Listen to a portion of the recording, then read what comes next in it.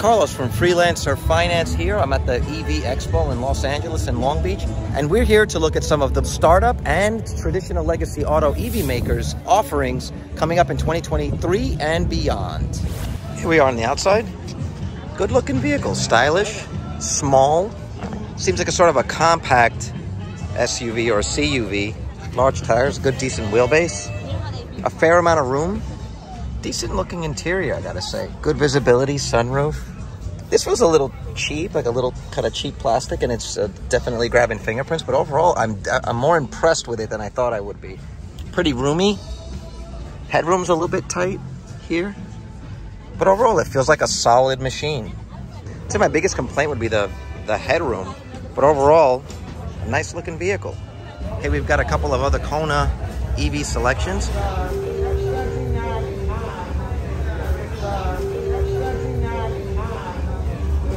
Per gallon, 79 miles per gallon.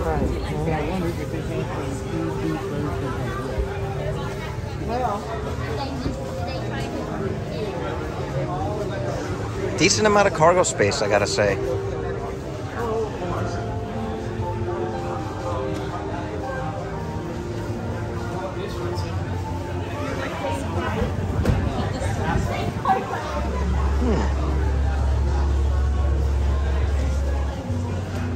There's the KONA EV6 G-Line all-wheel drive. 116 city, 94 highway. $40,000 for the rear-wheel drive version.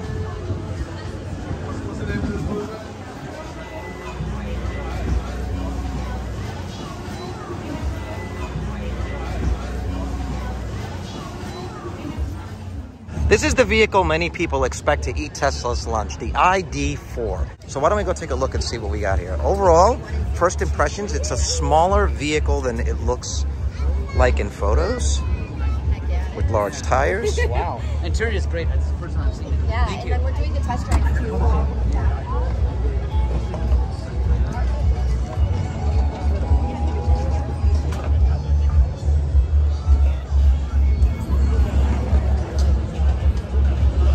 See if we can get in the front seat here.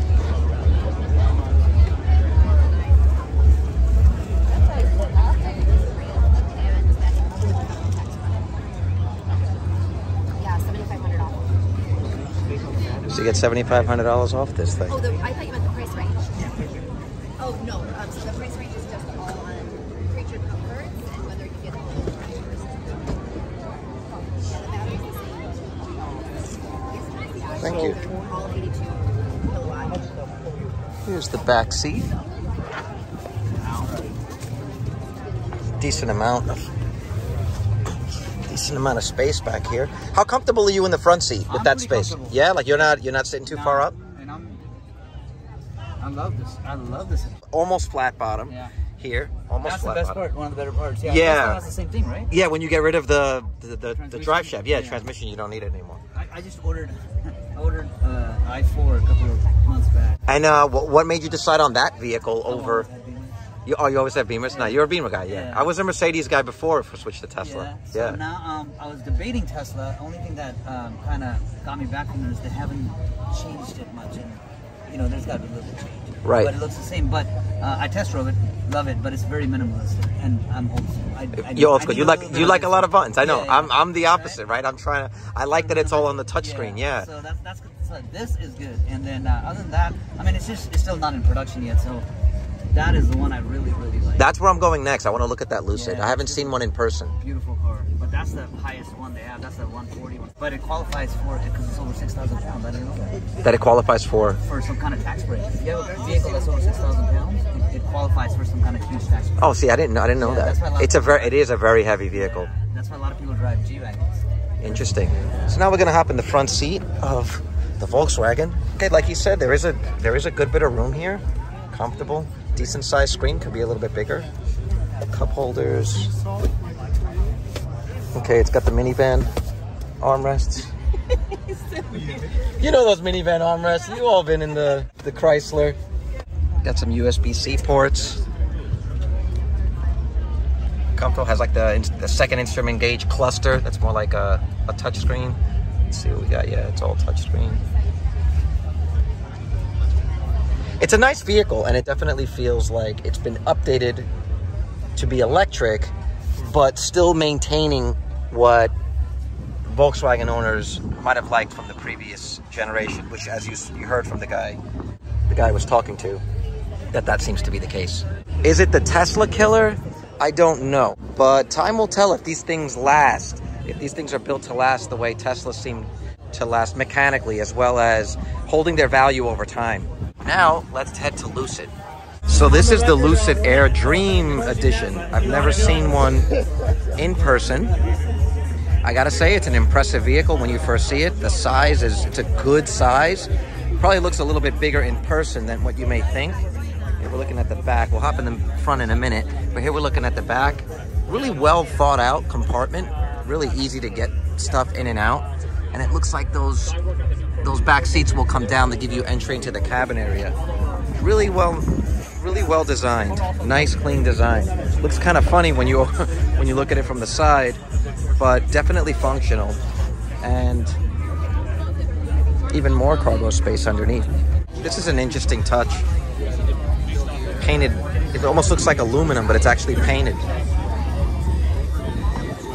Still with the flat bottom here. Let's see, we're gonna get in here for the first time. Try to grab the seat next to you. Good amount of space in here, I gotta say. Good amount of space. The seat itself feels a little bit low. I almost feel like I want to be a little bit higher. Headroom is pretty good. Definitely has a premium feel in here. The leather's really nice. Stereo system works. Let's see the passenger side. Let's get in the passenger side. All right, so now we're in the passenger side of the Lucid. How's it feel? Great. Yeah, it feels like a solid vehicle. Let me look inside. Good, decent size. What do we got in here? Bunch of cool little compartments to store stuff. Your phone's charging in there. That was something I was not aware of. This entire ceiling is one solid piece of glass. And you can see the visors here are mounted with some sort of mounting bracket. It is a really interesting sort of flip design for a visor. Just bringing the electronics in a roll cage. Once again, the car definitely looks premium, but the paint is a really rich, sort of deep color. The lines are really smooth, really clean. It is definitely a beautiful machine, and one of the ones I was most excited to see when I came out here today. But I'm looking at the video now, and the video honestly does not do justice to how nice and smooth and clean this machine looks in person. I mean, the paint job is just absolutely incredible. It looks wet. Wonderbox charging system. It's the charging system. This is a cross-section of the Lucid Air battery pack. Interesting, I'm assuming this is to run coolant. Side. Energy capacity 110 kilowatts, 900 volts. Output 750 kilowatts, 1,000 horsepower. Small compact motor.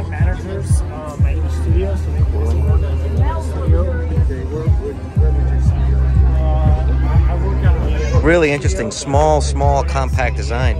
Really incredible that such a small design can produce so much horsepower. Here's the color we were just looking at, Zenith Red. I gotta say, it looks really, really good. Infinite Black, also really nice. My pleasure, sir. Also really nice. And some of the premium interior materials. Overall, once again, a very impressive machine. I'm gonna put my name down on a test drive list and see if I can get one. Here's the BMW i4. That's the vehicle that the gentleman said he was looking at. So here's the BMW i4. I call this a preference thing, but there's just a lot of buttons and knobs.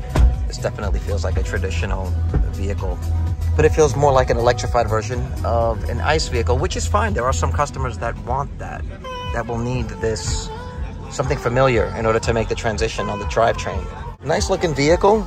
Nothing super special about it, but also nothing super detracting. Sunroof, nice.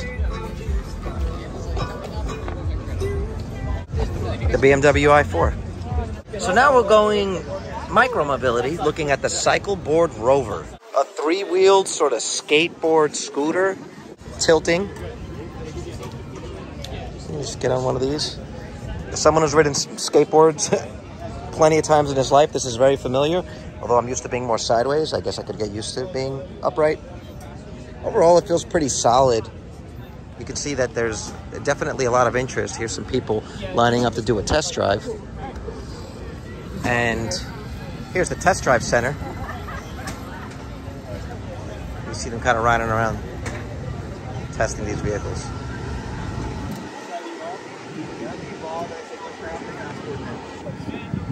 Yeah, he came in there like he was ready to go. I was like, all right. So here's the inside. One of those. And so we're running the 10,000 packs, 50C, so you know it's a high discharge rate. I'm not gonna lie. Like, coach, I'm thinking about we can build a body and put on there. RC body, man. We just put them on there. Well, Same thing as that. They do have quarter scale RC cars that are this large that they're already doing. Yeah, drag car. Yeah. So now we're over at the AVENTON booth. These are premium e-bikes. This one here is, this model here is $16.99. Feels good, feels pretty solid. Massive tires, gotta say. So this is what $16.99 buys you. Here's a company called Niro. These are the traditional like Vespa scooters, only the EV version. I'm sure these will sell a lot. I can't see how they wouldn't. Just an update on a familiar design. People already know how to use these. The market's already there. They look pretty cool. This is one of the companies I was actually very excited to see about. $25,900 gets you an APTERA. I've seen things like this since I was a kid, literally back in the 80s.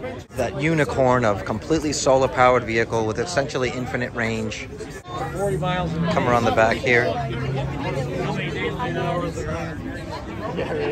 Actually, I have two of them. I don't think so. Kind of looks like a cross between a boat and a plane, to be perfectly honest. I don't really know how useful this cargo space is going to be. And that door slamming sounded like death. I'm going to sit in APTERA here. Oh shit, okay, this is pretty cool. More spaces. It's kind of cooler than I thought. Bigger, it's really, really minimal. I mean, it's really, really minimal. I feel like this vehicle is more to demonstrate technology than anything really viable. Just looking at it, the build quality, I don't see it being anything more than a concept vehicle or a glorified concept vehicle. I just can't see how you'd be safe in this thing with any of the current ICE vehicles or EVs on the road. And I'd be scared to get hit by something in this thing. APTERA. Now, definitely want to check out my friends over at Arcimoto. Introducing the Deliverator. The lowest cost, ultra-efficient electric vehicle for all last mile delivery needs. Feel free to pause it and take a look at some of the specs. If you haven't seen a Deliverator in person, here they are. Your typical motorcycle controls. I'll put a link in the corner to my FUV first time drive. A little more detail on what it's like to actually drive one of these things. Here's the buttons, the little chiclet buttons, as Warren Redlight calls it. Here's the sunroof. Definitely a lot better in here with that decal. The sun doesn't beat right in. This is interesting. I didn't see a windshield wiper on the other FUV, or maybe I would have missed it. Here's the cargo space of the Deliverator. So right here, there's some sort of netting. It looks like it's holding. I'll go check it out on the other side and see. Here's the Deliverator. Oh, okay, it's an extra shelf. So you can see it's a pretty decent amount of space in here. Essentially, it's the entire backseat compartment gutted out, walled off, and a flat bottom used for cargo space. It's a nice looking vehicle. I definitely saw a lot of people test driving them. And that's the Deliverator. Next to the Deliverator, we have the Cameo. I've never seen one of these in person. Essentially, you can see it's all built on the same frame with a rear-facing seat. I'm gonna come in here and grab a seat. This feels pretty cool and would be just an awesome experience for the rider, I'd say, whether or not you had a camera in your hand. But as I do have a camera in my hand, I gotta say, it's pretty comfortable to be able to pan left and right. This is how far I can pan before I hit the walls. You can see here, and here. Good amount of room. Camera bag, gear, change lenses, maybe. Up front, you can see it's the typical FUV controls that we just saw inside of the Deliverator there. Motorcycle controls, foot brake, holder for your phone, which is great. Windshield wiper, and here you see clear roof. And there it is, the Arcimoto Deliverator and the Arcimoto Cameo. John Miller, Arcimoto. Great to see you. Nice. It's good to meet you. Yeah, good to meet you in person. Yes, like I've said, I've test driven the FUV before. This is my first time actually being able to look inside of the Deliverator. Just wanted to get an idea about how the Expo's going and what the best possible turnout is for an event like this for you guys. Man, it's been a great show. I think the longest line for any vehicle here to test drive all 3 days has been the Arcimoto. So really humbling. The best part is definitely just, this is a vehicle that has to be experienced, and when you get out of the vehicle, the cockpit, for that first time after your first ride, it's just almost always ear-to-ear grins. Smiles it's like nothing else on the road. Some beautiful, expensive, full-size electric vehicles here, but no one's ever driven anything like an Arcimoto, so it's really a one-of-a-kind experience. Got a great test drive track out here. Yeah, I saw some of these as I was driving up, just even to get to the parking. I saw a couple of Arcimotos on the road with some Solos, a Lucid. Yeah. It sort of seems like a look forward into the future, doesn't it? Oh, it's great. It was nice to see. We had on the two wheels, we had the Livewire by Harley Davidson, the Electramecanica, another one of our three-wheel vehicle cousins. Great to see that on the road.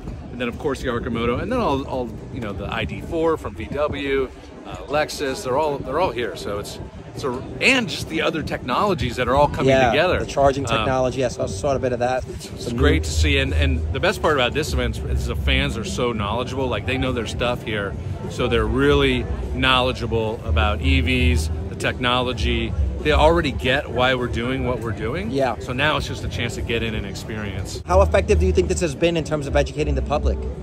I think it's great. The number one thing for us is always butts and seats. Yeah. Not many people have driven an electric vehicle, unfortunately. Most people here have. Hardly anyone has ever driven a three-wheel vehicle. True. So this is something, when you see it for the first time, you might be like, what is that? But then when you get it and you're out on the road and it feels so natural, it's a different, open, in-the-world driving experience, but it feels so natural. If you know how to drive, you already know how to fun. Right. What do you think gives Arcimoto a competitive advantage over the other three-wheeled EVs entering the space? Well, so the three wheels, so we have Electramecanica, that's a Solo, so that's mostly designed for, single commuters to work. I think the FUV, having the second seat, really sets it apart. But we're looking at Deliverator. It's about the same size footprint.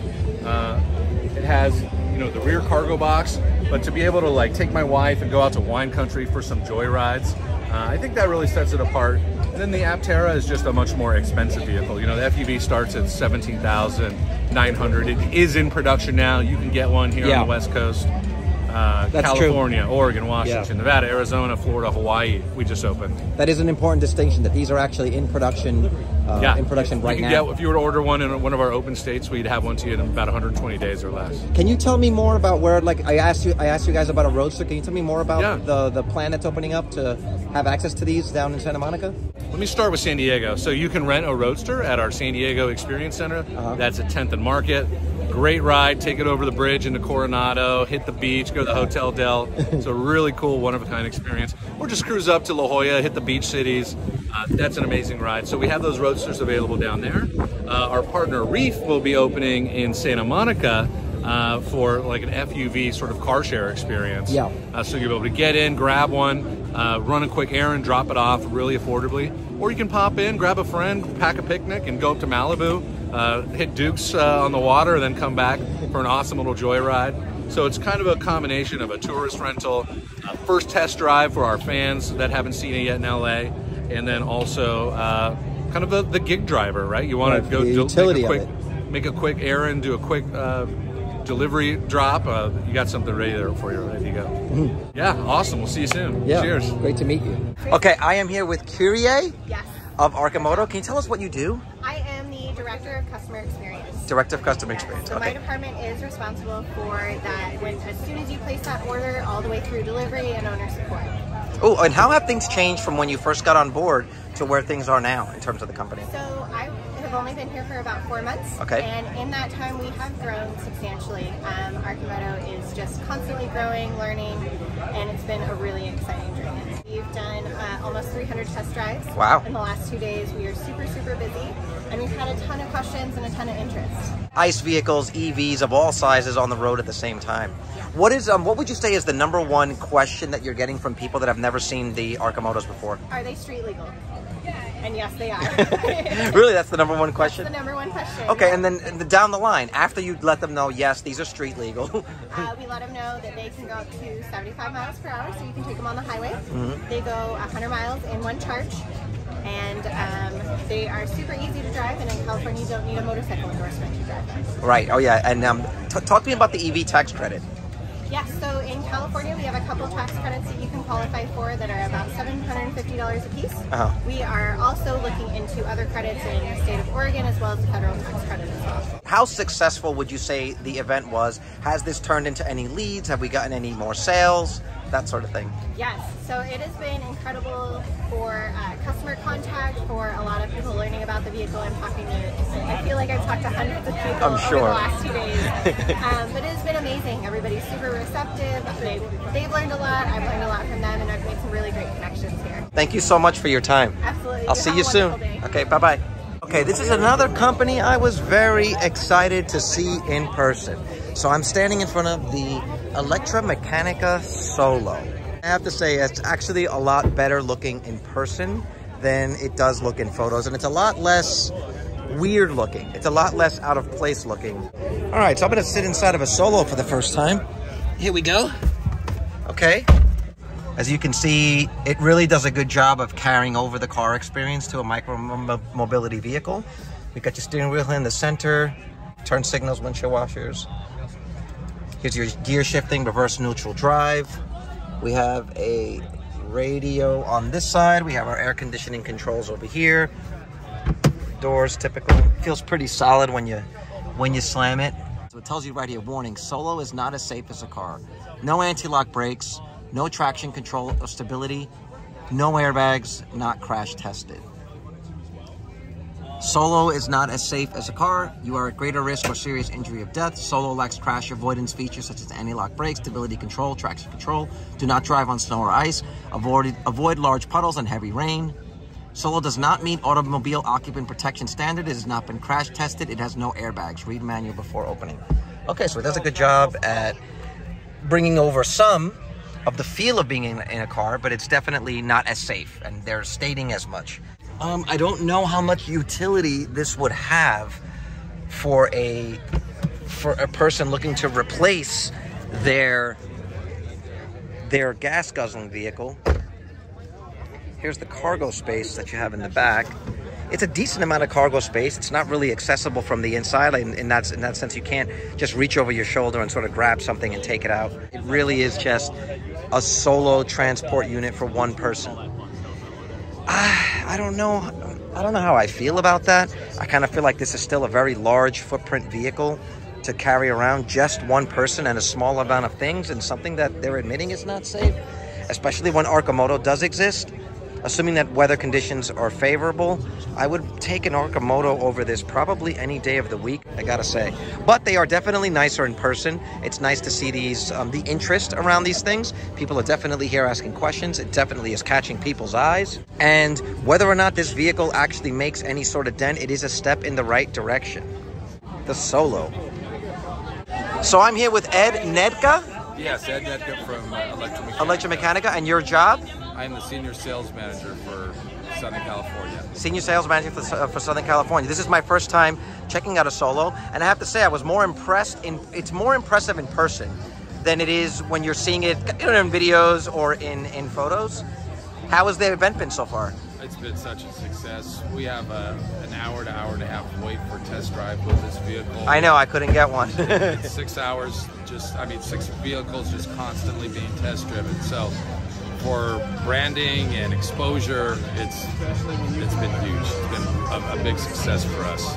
Congratulations. I have to say, I mean, if I can get a chance to test drive one of these things, I would love to. I'd like to know what you would say is that, well, what differentiates you from the other three-wheeled competitors in the same space, and why would somebody would say, you know, $25,000 pick the Solo over another comparably equipped vehicle?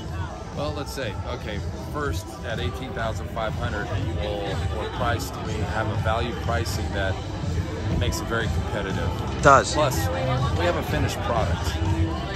You look at the fit and finish of this vehicle. I saw you taking a video of it. The fit and finish of this vehicle is exceptional. European styling. Our company is also our corporate company, our is Intermeccanica. That company's been around since the early 50s. Started out in Europe, in Italy, and that's where you get a lot of the European lines from the front end of this vehicle. From that point, Electromeccanica branched off in 2016. Right. And we've been working on this vehicle, brought this vehicle out late last year. And again, you have value. You have power windows, you have power mirrors, air conditioning, backup camera, tilt, AM/FM stereo with Bluetooth, tilt wheel. Those are all standard features in that 18.5 plus the price tag. There's a lot of convenience factors that come into this vehicle, right? And just the obvious, which is the looks, and when you're driving, the looks you get right while you're driving. Really think it's a cool car. Well, I have to say, you guys have done a great job at translating the familiar parts of a standard four-wheeled vehicle to an EV platform as well as a micro-mobility platform. What has the response been from the people that you've seen out here? Oh, I mean, they're excited about the vehicle. They like to know, obviously, speeds and charging power and things like that, but it's a happy car. and they could see the practicality of it, driving to work and back, and then having their other vehicle for the weekends. Right, short grocery trips and very, things very like impressive. That. It's been very exciting to feel the energy from the people who really, really like this Solo. What is the top speed of this vehicle? Top speed is 80 miles an hour. 80 miles an hour, okay. It's 80 miles an hour, and the range? Range is 100 miles. Okay. And another... Real world miles, or like just... Well, let's put it to you this way. It's your driving, what you're driving particulars. Right. That's going to dictate how close to 100 miles you're going to get. Okay. But 100 miles is still, I guess, sort of like the minimum buy-in, right? We need to stay... Because in Southern California, a lot of things are very close to you. Yeah. You think, 100 miles, but you can go 10 miles, 20 miles, 30 miles, and you're going to pretty much see everything you want in Southern California. Well, thank you so much for your time. I'm Anytime, we're here. It's really nice to speak to you. And what was your name? India. You're very excited. India. We're having a great time here at Electrify. Yes, you are. So here's an example of the other side of this thing. Here's a company called ZUGO. Save the planet, 2 wheels at a time. So here we are again with the Save the Planet mission. They kind of look a little rudimentary, but you can see it's just kind of quiet here. There's no one here at all. Okay, so here's a better look at the Polestar 2. Again, this car looks a little bit smaller than it looks in videos. It's really strange, the comparison. Maybe it's like the Mach-E size, which isn't quite the size of a Model Y. You can see that it's got a shorter roof, but it does have some pretty big tires for the size of, for its vehicle size, and they are pushed to the corners. So I'd imagine that this has pretty good handling. Let's see if we can go inside. Okay, so now we're inside of the Polestar. Okay, it definitely feels a lot like a Mach-E in here, I would say. You can see it's got a lot of the traditional controls. This is a very cool kind of shifter thing. Knobs in here, which were familiar to a traditional ICE vehicle owner. You got a lot of buttons here on the steering wheel, which would be familiar. You got your standard instrument cluster. It doesn't look like this is touch. It is not. So it looks like the only screen here is, it kind of looks like an iPad. It kind of just looks like an iPad. Again, there's nothing in here that would detract me from this. If you're into the more minimal design of a Model Y, where much more of the cabin space is open, then this is probably not the vehicle for you. But if you're coming from an ICE vehicle and you just want to get into the electric game, this is not a bad looking vehicle. Sturdily built. The seats feel really nice. Some nice trim here on the sides. Fairly comfortable, a little stiff in the back, but overall a nice vehicle. The Polestar 2. Here's something super interesting. I believe somebody discussed on the Discord. Here's a MOONBIKE, the world's first electric snow bike. Feel free to pause if you want to take a look at some of the specs. But here we go. 26 miles an hour, 1.5 hour charge, 3 hour max range with a single or optional dual battery, 12 inches of reliable powder snow depth, and it weighs 191 pounds. It's essentially a giant electric tank wheel on a snowboard. Really interesting, cool, and pedal operated, apparently. Pretty cool, typical bike controls. Definitely a niche market for the snowboarder, skier with a lot of disposable income. So this is the Unplugged Performance booth. You can see here what they have done to a Tesla Model S. Besides a pretty cool sort of ceramic looking paint job, some interesting interior work, but this monstrosity is what I really want to see. Looks like a souped up Performance Model 3, carbon fiber body, monster brakes and calipers, gutted out completely everything in the car that could possibly weigh it down. I can only imagine how fast this vehicle can go. But it's interesting, as most racetracks, the Teslas, they must be, to be considered bone stock, no adjustments can be made.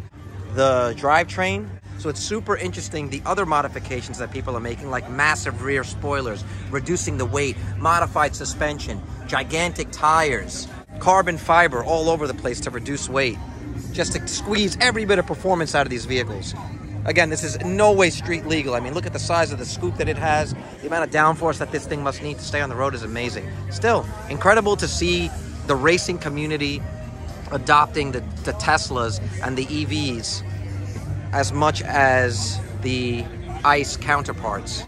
This is Unplugged Performance, souped up modded Model 3 and Model S. Hey guys, we are back and we're speaking to... Hi, I'm Belkis. I'm the marketing manager for Blink Mobility. It's a subsidiary of Blink Charging. Right. And we have an all-electric car sharing service. All-electric car sharing service. And like I was saying, I was just walking by and I saw this, which caught my eye, electric car sharing. And so I came over here to ask for some more information. So it's Blink's mission to make electric vehicles accessible to everybody, which is why they made the service only $5 a month. And it's only 20 cents a minute for your rental. So essentially $5 a month gets you a membership, and that includes the charging and the insurance. And when you want to use it, you just open up your app, find the nearest station to you, see if there's a car available, rent it, and you do it all with your phone. So you can start the rental, open the doors, unlock the doors, lock the doors, start the car, all through your app. Self-service 24/7. Yeah. 24 hours or less, 20 cents a mile everywhere I go? 20 cents a minute. 20 cents a minute? So it's $12 an hour. But Okay. we also have a 3-hour and 5-hour package. So if you know you're going to need the car for a few hours, take a 3-hour, 5-hour package, you get 45% off. So it's even less than $12. Interesting. Okay, so so where are the pilot programs of this currently in operation? We're all in central LA. I can show you a cute little map. Sure, here. yeah. So we have 40 stations throughout these little neighborhoods. And yeah, you can see those all in your app once you download the app. Blink Mobility is the name of the app. BlinkMobility.com is the website where you can sign up on there as well. And how long has this been going? We started in 2020. And we're just now entering phase 2 of expansion. We're going to be adding 60 stations and 200 cars. Oh wow, so I would say that you're seeing success. Yes, we are. Utilization is high, demand is high, and we're excited to add more stations and more cars. And tell me about, what are the vehicles that you're using? I see here you have a Bolt EV. Is that a deal that Blink has with specific suppliers, or? We don't have a deal with them. But our entire fleet is Chevy Bolts. Okay. It makes it easy for us to make it affordable and available to low-income neighborhoods. Right. We also have a community membership that is only $1 a month. That way, anyone, regardless of status or neighborhood, has access to electric vehicles. Wonderful. I'm going to share this with the people on our channel and our Discord. Thank you so much for your time today. Guys, there is literally no shortage of 3-wheeled, 2-wheeled, 4-wheeled EV vehicles, both for micro-mobility as well as last-mile delivery. You got here a CYCLEBOARD Rover with an attachment. You got another CYCLEBOARD Rover with sort of like a bin in the front. You've got one here with a golf bag attachment. You have a company here called AVENTON, which looks like the typical Sprees sidecar jammy. Here's what it is, the first power station e-bike. Here, you've got UCO, which is Electric Unicycle Collective. So here you got a guy in an electric unicycle. How does it do over bumps? An electric unicycle. I mean, literally, it is endless. And while this is exciting, we know that not all of these companies will make it. I mean, a majority of these companies are not going to make it, and there's going to be very select few that grab the lion's share. I mean, here's another one. 52-volt bicycles. We've got Zoos bikes here. We've got a company here called Ka Speed. Gigantic tires. I mean, literally the amount of variety here. Here's another one, Magnum Electric. It's just literally endless. This is definitely the future. The question just remains, which is going to be the one that makes it?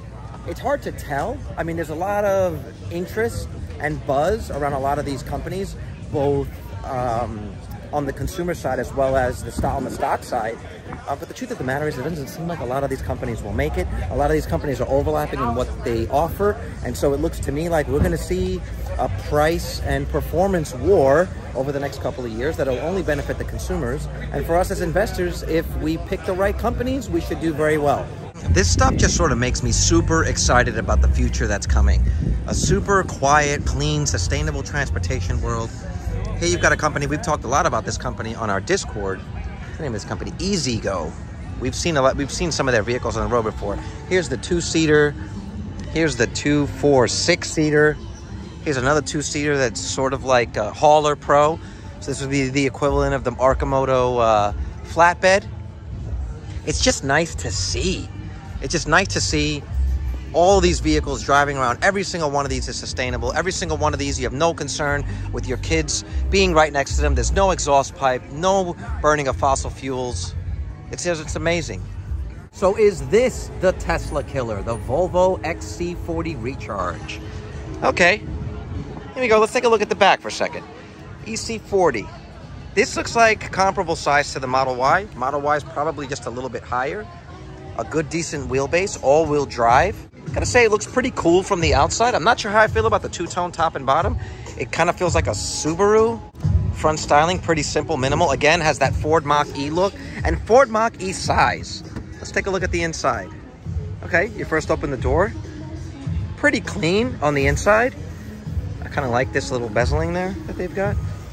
Okay, so we're gonna take a first look inside. Making your contribution now at KPF.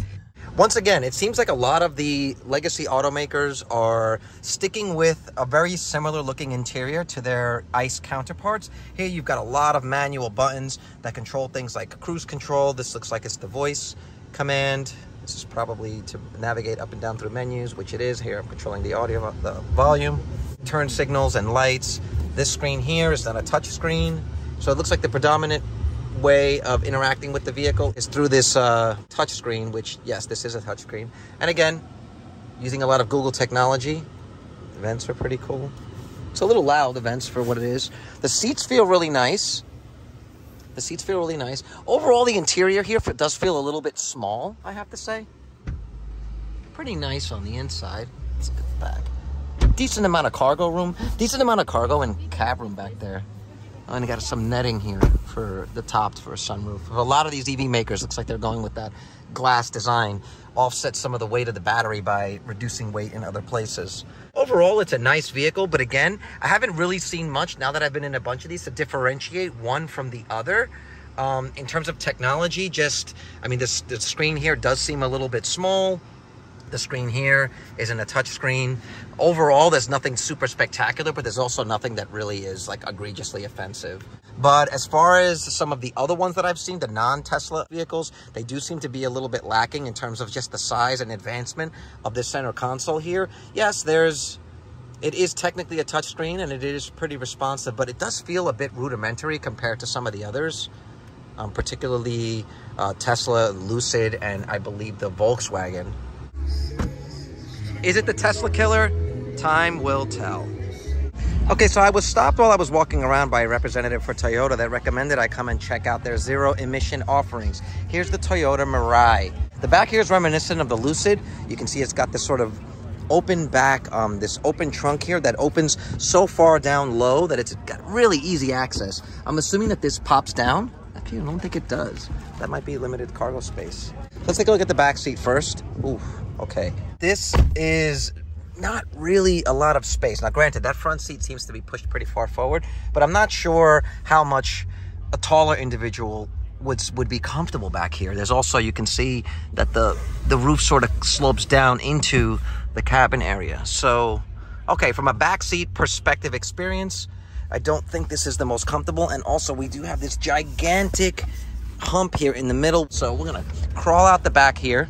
We're gonna get into the driver's seat and see what's going on. Again, as we've seen with a lot of the legacy makers, Okay, now I'm in the front seat. Definitely more roomy up here than in the back. It's got a small storage space in the front. The seats actually feel pretty cool. They're really soft. They almost feel like the Arcimoto seats. Pretty cool, gotta say. Some nice styling here. Again, for me personally, this is just a little bit too much. I mean, for me personally, this is just, it's trying too hard to look futuristic by looking complicated and complex. And I'm one of those people that feels like the future can be simpler, much simpler, cleaner design overall. So if this is your thing, then this car is for you, or cars like this are for you. Here you see a lot of the traditional types of controls and knobs and switches that you'd see in an ICE vehicle. Now, for me personally, these things, this monitor here and this vent come up even higher than the dashboard and reduce some visibility. I mean, look at the visibility. This is the actual visible window that the driver has. You've got this massive contraption up here for the rear view mirror and a relatively small screen. So, I mean, I'm not able to drive this vehicle, but honestly, this is the vehicle I've been least impressed with of all of the vehicles of the legacy makers that I've looked at. It just seems really crowded in here. I don't know why this is so massively high, why we have this massive bump. Overall, it does not seem to be the most efficient, ergonomic use of the space. So overall, I have to say, I'm not impressed with the Toyota Mirai. Okay. So here we see the fuel cell technology. These things are essentially ICE vehicles burning a different gas, in my opinion. And to be perfectly honest, look at the size of that center console and how much of that is actual usable space to the consumer. It's a massive amount of space in a really important part of the vehicle to be taken up by electronics or contraption, which I'm assuming is a battery. I don't know. I'm gonna do some more research and figure this thing out, but this is not a vehicle that I would own or recommend to own. Not feeling it. Sorry, Toyota. Okay, our last vehicle of the day is going to be the all-new 2023 BZ4X from Toyota. This is a zero-emissions vehicle that gets an EPA estimated 252 miles in the front-wheel drive models and up to 228 miles in the all-wheel drive models. I remember when this vehicle was announced. So here's the charging port. Let's go and take a seat. Look inside the charging port. Let's take a look at the inside. This is an interesting thing here. So one of the complaints that I had about the Mirai was a lack of usable space, and here they have sort of like a secondary cargo space down here. It already feels a little bit more spacious than the Mirai did on the inside. This feels a little bit more like I'd expect an EV to feel like. Initially, one thing that's striking me is the distance that the steering wheel protrudes into the cabin. I mean, you can see this massive length here. It's almost probably 1.5 feet that the steering column comes out into the car.